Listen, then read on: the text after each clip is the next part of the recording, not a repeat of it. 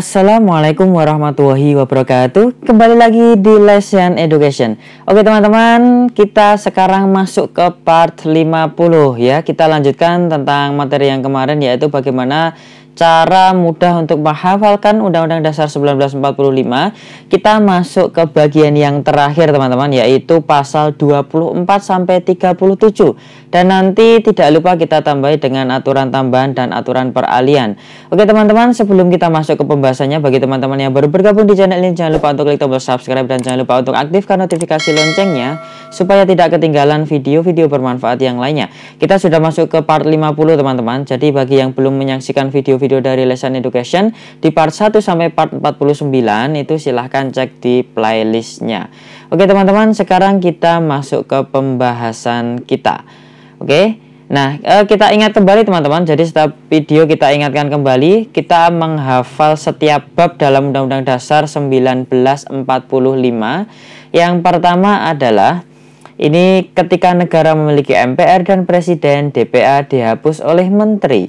Negara itu bab 1, kemudian MPR itu bab 2, Presiden bab 3, DPA bab 4, dan Menteri bab 5. Nah, kemudian yang kedua, saat itu pemerintah daerah mengajak DPR dan DPD untuk mengadakan pemilu. Pemerintah daerah di bab 6, DPR bab 7, DPD bab 7A, kemudian pemilu bab 7B. Ya, kemudian bagian yang ketiga, kemudian keuangan diperiksa BPK dan hakim karena di wilayah warga terjadi pelanggaran HAM. Keuangan itu bab 8, BPK bab 8A, kemudian hakim bab 9, wilayah negara bab 9A, dan HAM warga, kewarganegaraan ya, bab 10, dan hak asasi manusia bab 10A. Oke, kemudian yang keempat, setelah agama dapat mempertahankan unsur pendidikan dan perekonomian ya, agama di sini bab 11, kemudian pertahanan dan keamanan bab 12, pendidikan dan kebudayaan bab 13, dan perekonomian itu bab 14. Ya, akhirnya rasa lagu sedikit berubah.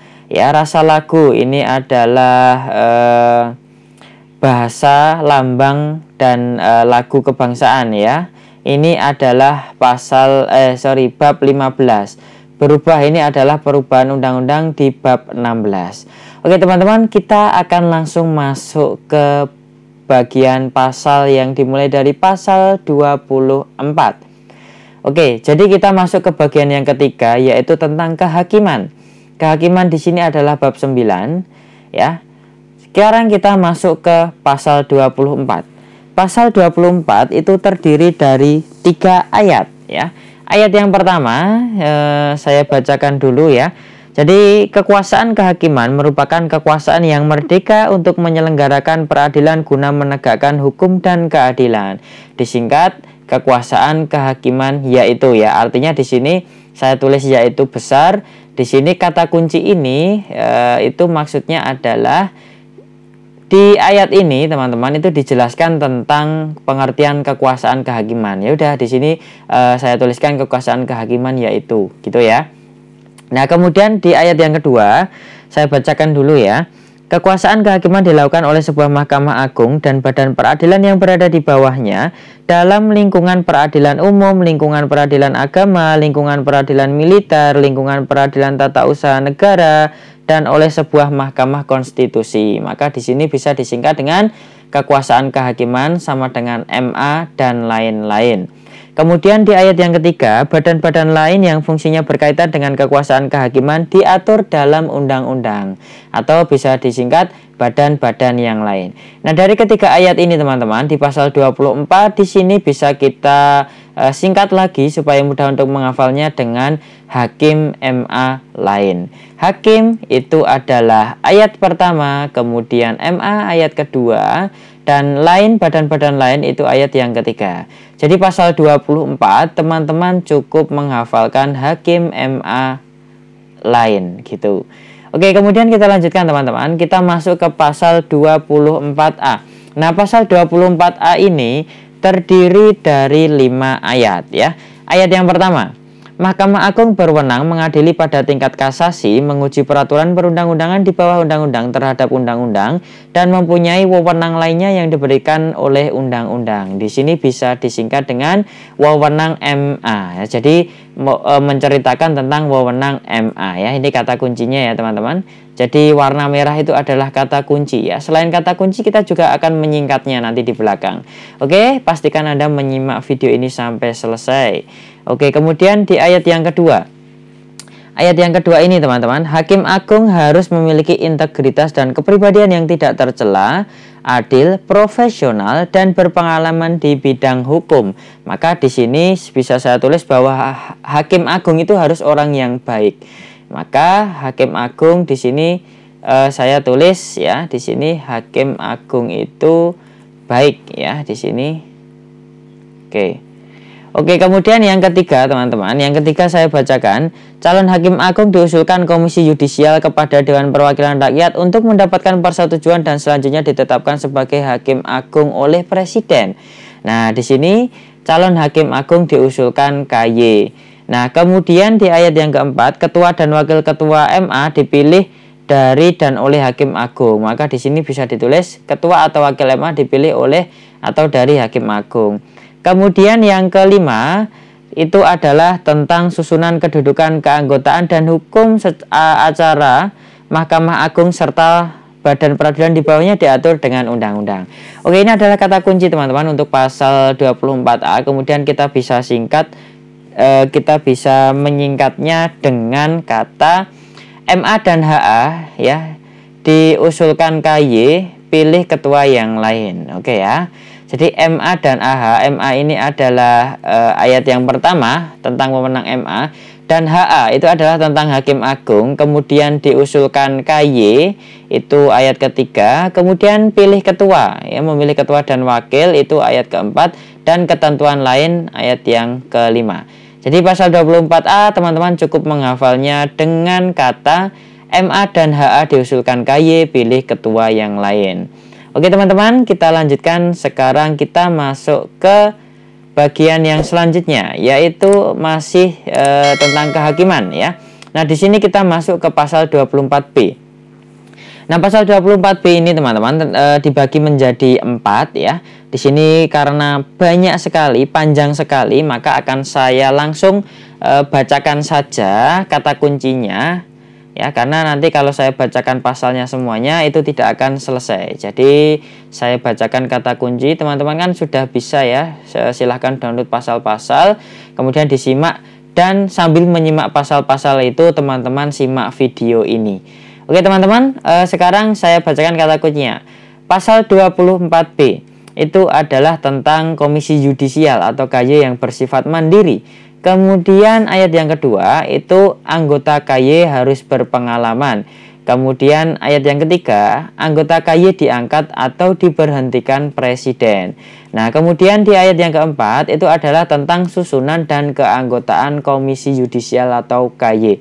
Nah, teman-teman di sini bisa kita sederhanakan lagi menjadi KY mandiri dan pengalaman diangkat sultan ya. KY mandiri dan pengalaman diangkat sultan. Nah, di sini teman-teman, KY mandiri ya, bersifat mandiri ini ayat 1, kemudian berpengalaman ya, kata kuncinya pengalaman, kemudian diangkat ya, anggota KY diangkat ini ayat yang ketiga, kemudian sultan itu adalah susunan dan keanggotaan Komisi Yudisial. Maka di sini ayat yang keempat ya. Jadi untuk menghafal pasal 24B teman-teman cukup menghafal ini saja. KY mandiri dan pengalaman diangkat sultan. Oke, sekarang kita masuk ke pasal 24C ya. Nah, di sini nanti ada kata kuncinya teman-teman. Di sini ada banyak ayatnya, ada 6 ayat.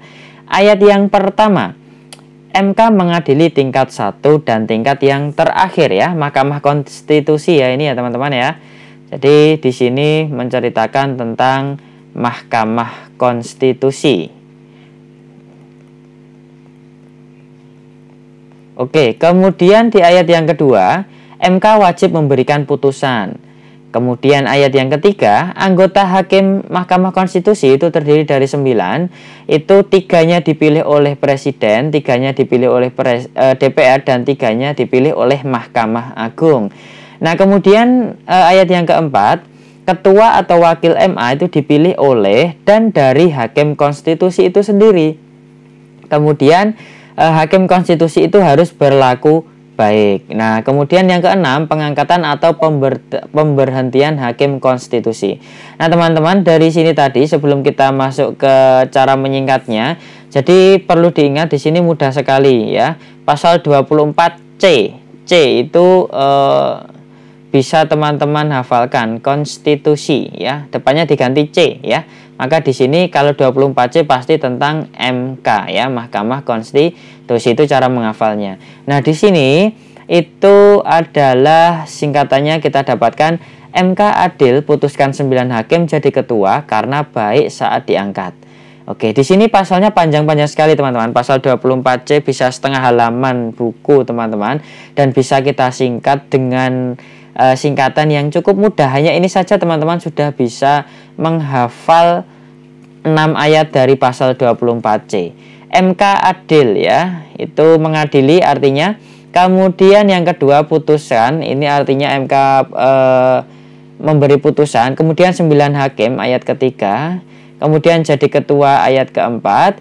Karena baik, ini artinya perilakunya baik, itu ayat kelima. Dan ketika pengangkatan itu disingkat saat diangkat, itu adalah ayat yang keenam. Oke teman-teman, sekarang kita lanjutkan ke pasal 25. Oke, pasal 25 itu adalah tentang syarat-syarat menjadi hakim. Ya, maka di sini cukup tuliskan saja syarat hakim seperti itu. Kemudian selanjutnya kita masuk ke bab 9A ya. Ini 9A ya, teman-teman.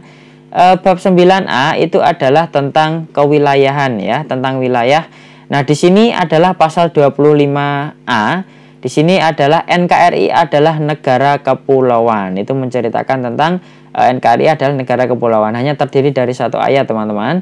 Nah, di sini itu bisa kita singkat menjadi Pulau NKRI. Oke, jadi pasal 25A apa? Pulau NKRI. Pasal 25 apa? Syarat hakim. Seperti itu, teman-teman. Oke, sekarang kita lanjutkan ya ke bagian yang selanjutnya. Nah, kita masih di bagian yang ketiga, yaitu di bab 10, yaitu tentang warga negara. Nah, tentang warga negara kita masuk ke pasal ke-26. Nah, pasal 26 terdiri dari 3 ayat, teman-teman. Ayat yang pertama, warga negara itu adalah Indonesia asli, orang Indonesia asli dan orang yang disahkan menurut undang-undang untuk menjadi warga negara. Oke, jadi maka di sini kata kuncinya saya tulis kata kuncinya WN atau warga negara itu sama dengan Indonesia asli ditambah orang yang sudah disahkan oleh undang-undang. Kemudian ayat yang kedua itu menceritakan tentang penduduk. Kemudian di ayat yang ketiga itu adalah hal-hal lain yang diatur dalam undang-undang ya. Tentang warga negara dan penduduk diatur selanjutnya dengan undang-undang. Maka di sini saya tulis hal lain. Nah, di sini teman-teman bisa kita sederhanakan lagi menjadi warga negara harus asli dan sah, bukan penduduk lain. Oke. Warga negara harus asli dan sah. Ini ayat yang pertama. Jadi warga negara terdiri dari orang Indonesia asli dan orang yang sudah disahkan, bukan penduduk ya. Berarti menceritakan tentang penduduk. Ini ayat yang kedua. Kemudian lain itu hal lain itu ayat yang ketiga. Oke teman-teman, mudah dipahami ya sampai di sini. Kita lanjutkan sekarang, kita masuk ke pasal 27, masih tentang warga negara. Nah, ini terdiri dari 3 ayat lagi ya teman-teman. Ayat yang pertama, warga negara wajib menjunjung tinggi hukum dan pemerintahan. Maka di sini kata kuncinya adalah WN wajib junjung hukum plus pemerintahan. Kemudian ayat yang kedua, WN berhak pekerjaan dan penghidupan. Kemudian pasal 27 ayat 3, warga negara berhak dan wajib bela negara. Ini sering keluar teman-teman. Ya, bela negara, pasal 27 ayat 3 tentang bela negara. Nah, pasal 27 ini bisa kita singkat dengan kalimat warga negara wajib dan berhak bekerja untuk bela negara. Oke. WN wajib dan berhak bekerja untuk bela negara. Warga negara wajib ya, artinya wajib junjung hukum. Ayat 1, kemudian berhak bekerja itu ayat 2, dan untuk bela negara itu ayat yang ketiga. Oke teman-teman, kita lanjutkan sekarang masuk ke pasal 28. Pasal 28 hanya terdiri dari satu ayat saja, yaitu hak berserikat, berkumpul, dan lain sebagainya. Maka di sini bisa kita singkat dengan kata kumpul, gitu aja ya. Jadi kalau ada pasal yang menceritakan tentang kumpul, artinya berserikat, berkumpul, itu pasal 28. Oke teman-teman, kita lanjutkan tentang hak asasi manusia, yaitu bab 10A. Oke, kita sudah sampai di bab yang terakhir, di bagian yang ketiga ya teman-teman. Oke, di hak asasi manusia ini nanti banyak sekali ayat-ayatnya, pasal-pasalnya. Nah, sekarang kita masuk ke pasal 28A. Ya, jadi hak asasi manusia dimulai dari 28A. Nah, di sini itu adalah tentang hak hidup. Ya, saya tuliskan saja langsung kata kuncinya karena kalau saya bacakan terlalu panjang, terlalu lama. Kemudian hak hidup ya udah kita tulis saja hidup gitu aja. Ya, menceritakan tentang hidup berarti pasal 28A. Kemudian pasal 28B itu ada dua ayat. Yang pertama tentang hak berkeluarga, yang kedua adalah anak itu berhak hidup, tumbuh dan berkembang. Itu ayat yang kedua. Maka di sini bisa kita tuliskan menjadi keluarga dan anak. Oke ya. Pasal 28B itu tentang keluarga dan anak. Oke, sekarang kita lanjutkan ke pasal 28C. Pasal 28C itu terdiri dari dua ayat. Ayat yang pertama, berhak mengembangkan diri, kemudian ayat yang kedua, berhak memajukan diri. Maka di sini bisa kita singkat menjadi berkembang dan maju. Oke ya, pasal 28C itu berkembang dan maju. Oke, mudah ya. Di sini untuk pasalnya memang banyak, tapi di sini saya tuliskan kata kuncinya hanya sedikit-sedikit saja supaya teman-teman mudah untuk mengingat dan menghafalnya. Oke, sekarang kita lanjutkan ke masih di bagian hak asasi manusia, teman-teman. Sekarang kita masuk ke pasal 28D. Oke, ini HAM ini tentang pasal 10A ya. Kita masuk ke pasal 28D. Terdiri dari 4 ayat. Ayat yang pertama, hak pengakuan jaminan kepastian hukum. Kemudian ayat yang kedua tentang hak bekerja. Ayat yang ketiga tentang hak kesempatan dalam pemerintahan. Ayat yang keempat, hak status kewarganegaraan. Ini juga sering keluar teman-teman. Saya kasih huruf besar, huruf kapital. Jadi tentang status kewarganegaraan itu pasal 28D ayat 4. Nah, dari keempat ayat ini bisa kita singkat dengan jaminan kerja dan kesempatan berstatus. Oke. Jaminan ini tentang ayat 1 tadi, kemudian kerja, hak bekerja itu ayat 2, dan kesempatan ya, kesempatan dalam pemerintahan itu ayat ketiga, kemudian berstatus ya, artinya status kewarganegaraan itu ayat yang keempat. Oke, sekarang kita lanjutkan ke pasal 28E. Terdiri dari 3 ayat. Ayat yang pertama adalah tentang hak beragama. Ini juga sering keluar. Jadi beragama itu pasal 28E. Ya, kemudian nanti masih ada di pasal yang lain tentang hak beragama. Kemudian ayat yang kedua, hak meyakini kepercayaan. Kemudian yang ketiga, ayat ketiga, hak berserikat, berkumpul, menyatakan pendapat. Oke, nah dari sini teman-teman bisa kita singkat menjadi agama yakin didapat. Oke, mudah sekali ya. Jadi untuk menghafal pasal 28E itu teman-teman cukup menghafal ini saja, 3 kata. Agama yakin didapat ya. Artinya agama ini ayat 1, kemudian yakin ini ayat 2, kemudian didapat ya. Didapat ini artinya bisa berpendapat gitu ya. Hak berserikat, berkumpul dan berpendapat. Ini ayat yang ketiga. Oke teman-teman, kita lanjutkan sekarang masuk ke pasal 28F. Terdiri dari 1 ayat saja, yaitu tentang hak komunikasi ya. Hak komunikasi di sini ya sudah kita tulis saja tentang komunikasi seperti itu. Kemudian pasal 28G itu 2 ayat. Ayat yang pertama adalah tentang hak mendapatkan perlindungan. Kemudian ayat yang kedua itu tentang hak bebas dari penyiksaan. Ya, maka di sini bisa kita tuliskan berlindung dari siksaan. Oke, berlindung dari siksaan. Berlindung ayat 1, kemudian dari siksaan ya, bebas dari siksaan itu ayat yang kedua. Oke, sekarang kita lanjutkan teman-teman. Kita masuk sekarang masih di HAM 10A. Nih ya, bab 10A, pasal 28H. Terdiri dari 4 ayat. ayat yang pertama itu hak hidup sejahtera lahir dan batin. Ayat yang kedua adalah hak mendapat perlakuan khusus. Ayat yang ketiga hak jaminan sosial. Ayat yang keempat adalah hak milik pribadi. Nah, dari keempat ayat ini teman-teman bisa kita singkat dengan kata hidup khusus jamsos pribadi. Hidup khusus jamsos pribadi. Hidup itu hak hidup ayat 1. Kemudian khusus, perlakuan khusus ayat 2, jaminan sosial ayat 3, dan hak milik pribadi itu ayat yang keempat. Oke, jadi menghafal pasal 28H cukup menghafal hidup khusus jamsos pribadi. Oke teman-teman, kita lanjutkan sekarang masuk ke pasal 28I. Terdiri dari 5 ayat. Ayat yang pertama, hak hidup ya untuk tidak disiksa. Kemudian ayat yang kedua itu bebas dari diskriminatif. Kemudian ayat yang ketiga itu menghormati budaya. Ayat yang keempat penegakan HAM tanggung jawab negara. Ayat yang kelima HAM diatur dalam undang-undang. Nah dari sini bisa kita singkat teman-teman menjadi hidup bebas berbudaya tanggung jawabnya undang-undang atau UU ya.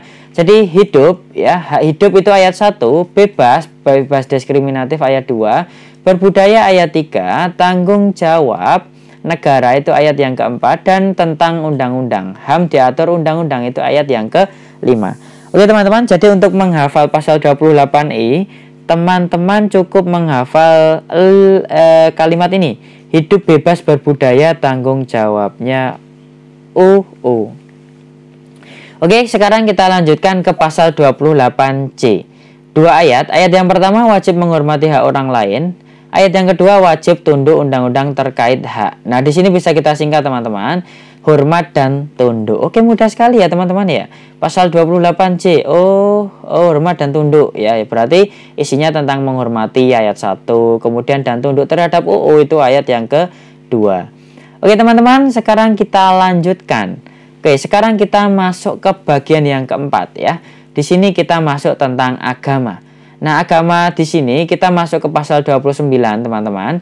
Pasal 29 ini yang pertama, negara berdasarkan Tuhan Yang Maha Esa. Kemudian ayat yang kedua, negara menjamin kemerdekaan beragama, ya, artinya bebas beragama.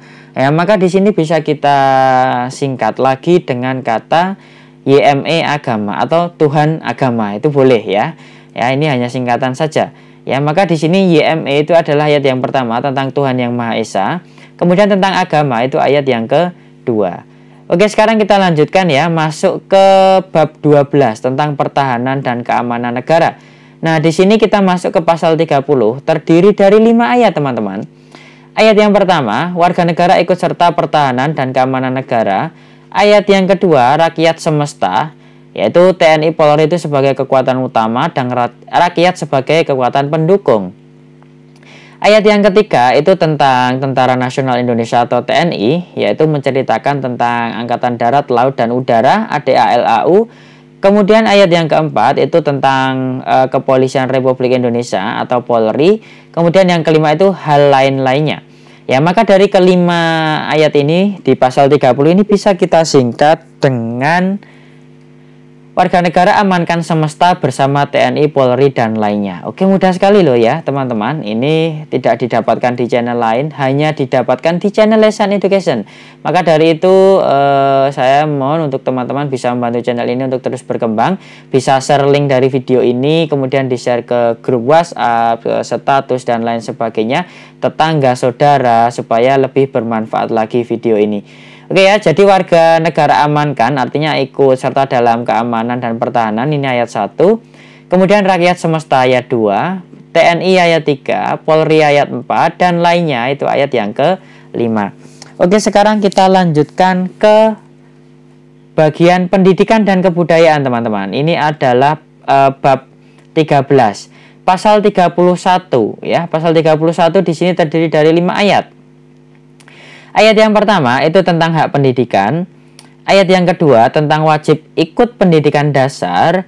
Ayat yang ketiga, pemerintah mengusahakan pendidikan nasional. Ayat yang keempat, anggaran pendidikan itu minimal 20% dari APBN dan APBD. Kemudian ayat yang kelima itu adalah tentang ilmu pengetahuan dan teknologi atau disingkat dengan IPTEK. Oke teman-teman, nah dari kelima ini bisa kita jadikan satu kalimat, yaitu pendidikan dasar nasional 20% iptek. Oke ya, cukup dengan 5 kata ini teman-teman sudah bisa menghafal 5 ayat dari pasal 31. Oke, jadi nanti kalau ada pertanyaan, pasal 31 apa ya? Ini aja, pendidikan dasar nasional 20% iptek. Ya, pendidikan ayat 1, ya, pendidikan dasar ayat 2, nasional ayat 3. Ya, kemudian 20% itu tentang anggaran, itu ayat keempat, dan iptek itu ayat yang ke-5. Oke, sekarang kita lanjutkan ke pasal 32, masih di pendidikan dan kebudayaan. Pasal 32 terdiri dari 2 ayat. Ayat yang pertama adalah negara memajukan kebudayaan nasional, negara menghormati bahasa daerah, itu ayat yang kedua. Nah, di sini bisa kita singkat teman-teman dengan budaya dan bahasa daerah. Oke ya, budaya itu ayat 1, bahasa daerah ayat yang kedua. Oke teman-teman, mudah sekali ya pembahasan di video kali ini. Oke teman-teman, kita lanjutkan sampai selesai ya teman-teman. Sekarang kita masuk ke bagian perekonomian dan kesejahteraan sosial ya. Di sini masuk ke bab 14 ya. Kita masuk ke pasal 33. Nah, pasal 33 ini terdiri dari 5 ayat. Ayat yang pertama itu tentang perekonomian usaha bersama. Ayat yang kedua tentang cabang-cabang produksi. Ayat yang ketiga, bumi dan air kekayaan alam. Ayat yang keempat tentang perekonomian nasional. Ayat yang kelima tentang ketentuan yang lebih lanjut diatur melalui undang-undang. Nah, ini kata kuncinya teman-teman. Jadi yang warna merah itu adalah kata kunci ya. Tidak cukup di kata kunci, kita akan membuat pasal-pasal ini semakin mudah untuk dihafal ya. Maka dari 5 ayat ini di pasal 33 ini bisa kita tuliskan dengan Eko berusaha produksi air agar ekonomi nasional berlanjut. Oke? Ya, jadi Eko berusaha artinya adalah perekonomian usaha bersama, ini ayat 1, produksi, cabang produksi ayat 2, air, bumi dan air ayat 3, ekonomi nasional ayat keempat, dan lanjutannya itu adalah ayat yang ke-5. Oke, sekarang kita lanjutkan ke pasal 34. Pasal 34 terdiri dari 4 ayat. Ayat yang pertama, ya ini semua pasti hafal ya teman-teman ya. Fakir miskin dan anak terlantar dipelihara oleh negara. Ya, di sini saya singkat, fakir miskin anak terlantar. Oke, ayat yang kedua, negara mengembangkan sistem jaminan sosial. Kemudian ayat ketiga, negara menyediakan fasilitas. Ayat yang keempat tentang ketentuan lain. Dari keempat ayat ini teman-teman bisa kita singkat menjadi fakir miskin dijamin dapat fasilitas yang lain. Oke, fakir miskin ayat 1, dijamin ayat 2, dapat fasilitas ayat 3, dan lainnya ayat yang ke-4. Oke, mudah sekali ya teman-teman. Sekarang kita lanjutkan teman-teman. Oke, kita lanjutkan ke aturan peralihan. Nah, aturan peralihan ini terdiri dari 3 pasal. Oke, jadi aturan peralihan ini terdiri dari 3 pasal. Pasal yang pertama itu adalah tentang peraturan yang ada, itu tetap berlaku. Kemudian pasal yang kedua, itu lembaga yang ada juga masih berfungsi. Kemudian pasal yang ketiga, itu tentang MK yang dibentuk maksimal pada tanggal 17 Agustus tahun 2003. Nah, dari sini teman-teman bisa kita singkat lagi menjadi peraturan dan lembaga dibentuk MK, yaitu 17 Agustus 2003. Oke, ini singkat sekali ya teman-teman. Jadi aturan peralihan cukup menghafalkan peraturan dan lembaga dibentuk MK 17 Agustus 2003. Oke, sekarang kita lanjutkan ke aturan tambahan. Aturan tambahan ini terdiri dari 2 pasal teman-teman. Nah, 2 pasal ini, pasal yang pertama adalah tentang tugas MPR. Kemudian pasal yang kedua itu adalah tentang Undang-Undang 1945 yang terdiri dari pembukaan dan pasal-pasalnya. Nah, di sini teman-teman bisa kita singkat lagi menjadi MPR dan Undang-Undang Dasar 1945.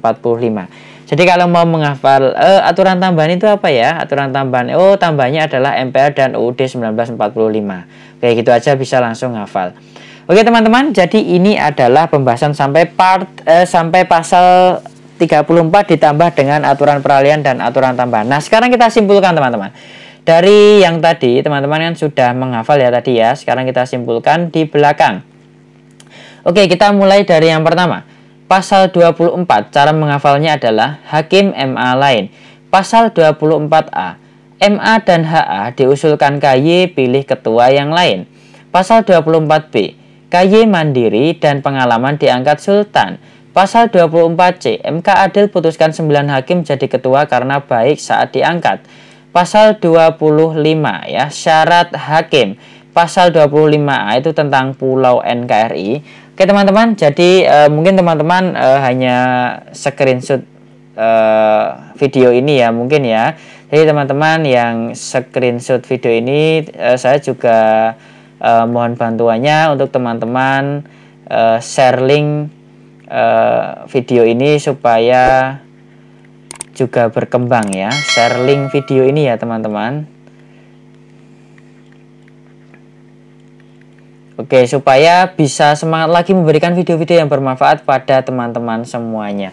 Oke teman-teman, kemudian kita masuk ke pasal 26, warga negara harus asli dan sah, bukan penduduk lain. Pasal 27, warga negara wajib dan berhak bekerja untuk bela negara.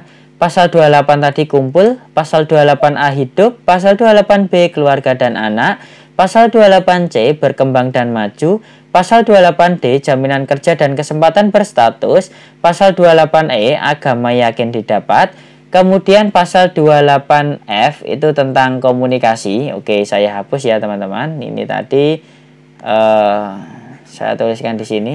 Oke, jadi teman-teman yang screenshot video ini saya harapkan bisa membantu dengan share link video ini ke WhatsApp, ke teman, saudara, dan lainnya. Oke, kemudian pasal 28G itu berlindung dari siksaan. Pasal 28H hidup khusus jam sos pribadi. Pasal 28I hidup bebas berbudaya tanggung jawabnya UU. Pasal 28J hormat dan tunduk. Pasal 29 itu yang Maha Esa itu tentang agama. Pasal 30 warga negara amankan semesta bersama TNI, Polri dan lainnya. Pasal 31 pendidikan dasar nasional 20%-nya iptek. Pasal 32 budaya dan bahasa daerah.